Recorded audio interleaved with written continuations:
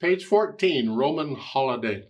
In this lesson, they're trying to introduce the idea of passing under the third, passing the thumb under the third finger or the third finger over the thumb. I don't understand why.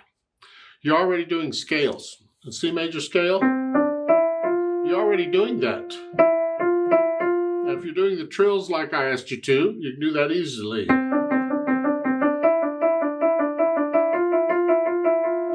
I mean, you don't do the trills that fast, but the point is that you're doing that already. So I don't understand why they're introducing it to you. It's like a scale fingering, except you're not playing the whole scale.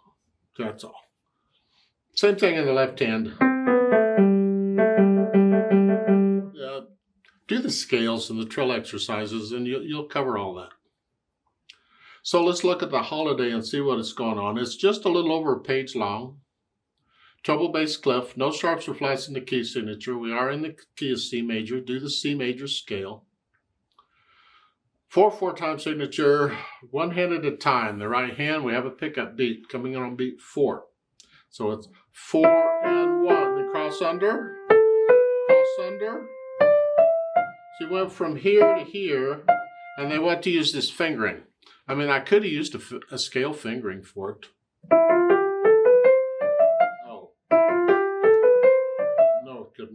And it just works out well. 1, 2, 3, 1, 2, 3, 1, 2, 3. During the rest, come down, do it again. Different notes, same thing. Top of page 15, at the end of the first measure, come down, do it again. That's all we're doing. On the third line down on page 15, now you're here, just reach out a little bit. Here, 1, 2, 3, 4, 1. So much for that. The last measure on page 15. It's a here and then here. That's okay. I prefer 4, but you can use 5 if you want. We did 5 on all these others. And then here, just come up 1. Here, and that is a 5/7 chord in case you're wondering. Left hand with broken chords. C chord. 5/7 chord now. Top of page 15, second measure, that's a 4 chord. 5/7. When you start thinking of these chords this way, it just makes it so much quicker and easier to play. You're thinking about one thing, a chord, not individual notes. Now go down to the third line on page 15. Now the left hand gets to do the thumb thingy too. 4 and 1 and 2 and 3 and 2 and 3 in. Lift up and come up. It's too far to reach, so you just reach up and move. And do it again. That's what we're doing. Isn't that fun? Okay. Put the hands together. Well, at the beginning. And I'll hesitate. That's okay. Here. Here. Here. Okay. Let's go over to page 15, third line down. Right, you're here in the right hand. You're here. 1, 2, 3. 1, 2, 3. It doesn't sound quite right, does it? But it's what's written in the music, so we'll just go with it. Okay. So I put the hands together, and then I'll slowly go through and work out the hesitations. So it's a steady beat. Once I do that, I'll add the articulation. This left hand at first is connected. This, I'll connect the first 2. You can't connect the rest. So it's like a chuck, chuck, chuck, chuck, chuck, chuck. You don't have to play them short. No, just play them. Now when I get over to page 15 on the third line, this is connected. But this is staccato here and short.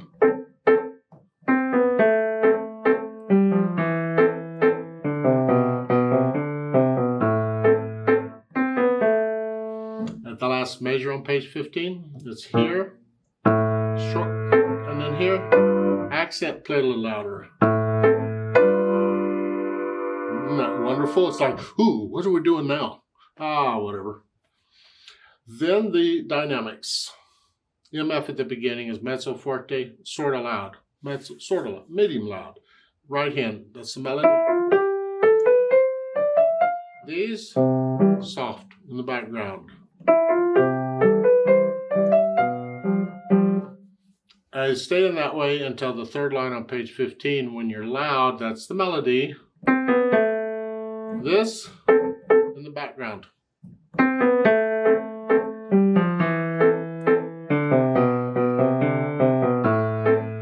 And at the end of the third line, now it's soft. Echo that.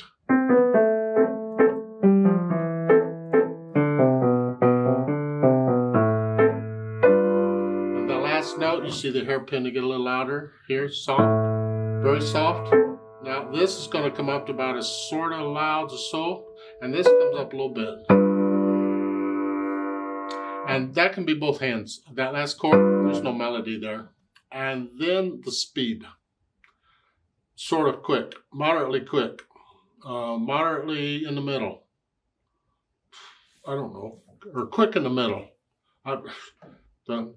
Feel it. But 1, 2, 3. To me, that's about right.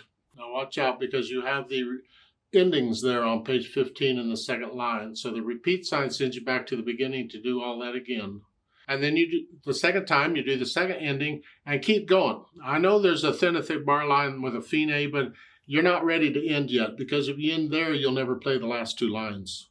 So when you do the second ending there on page 15 in the second line, keep going. Do the last two lines. And the DC al fine at the bottom, DC sends you back to the beginning, and then go to fine. So once you do it all, you go back to the beginning and you get over to page 15 in the second line.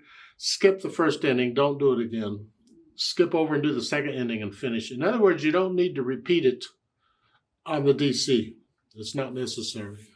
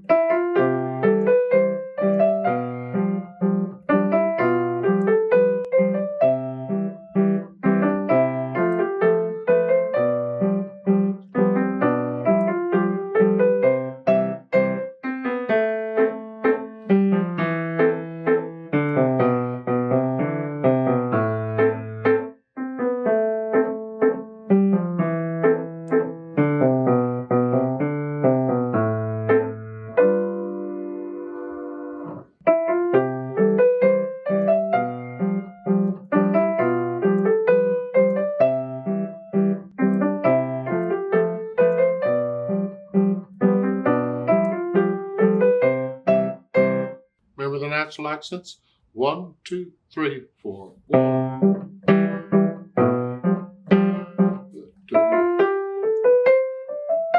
1, 2. Feel the natural accents all the way through. Like in page 15, third line down. 1.